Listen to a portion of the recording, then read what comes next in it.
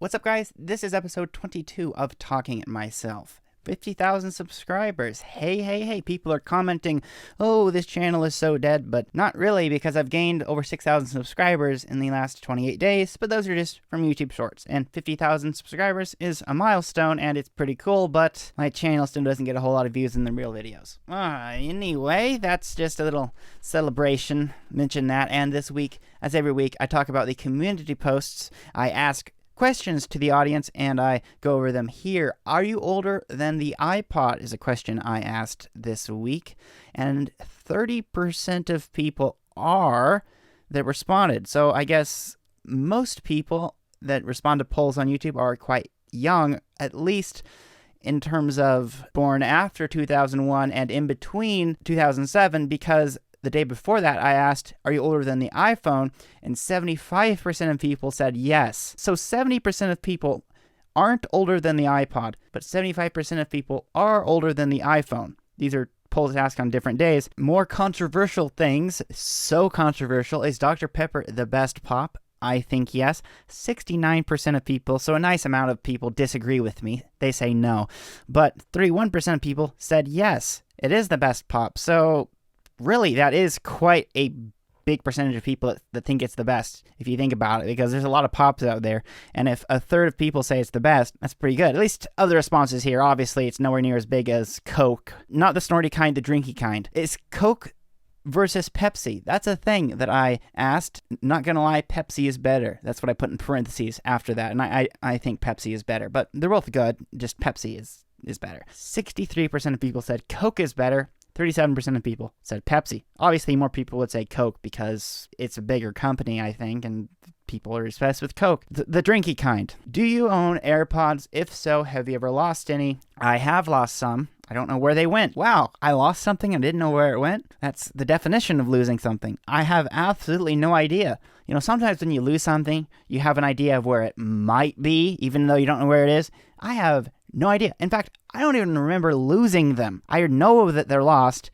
I just don't know when I lost them. And apparently, 71% of people that responded don't own AirPods. I'm smelling poor. I'm just kidding. That's just the joke. Just chop off the wire of your old earbuds and bang. AirPods. DIY. Wired or wireless headphones. 66%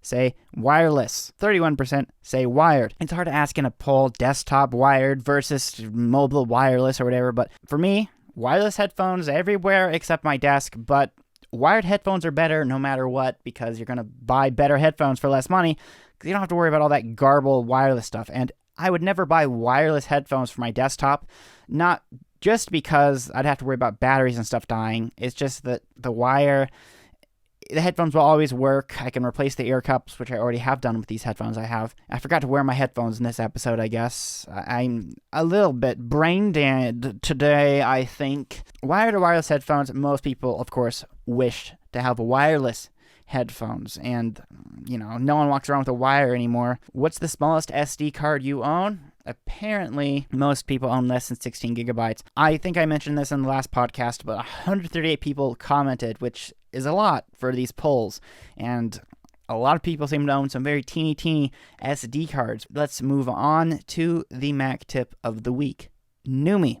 It's a calculator app I've used for some time. It's free. You can pay for it, but you don't need to, which is great. How there's everything is unlocked off the bat, and if you want to support them, you can.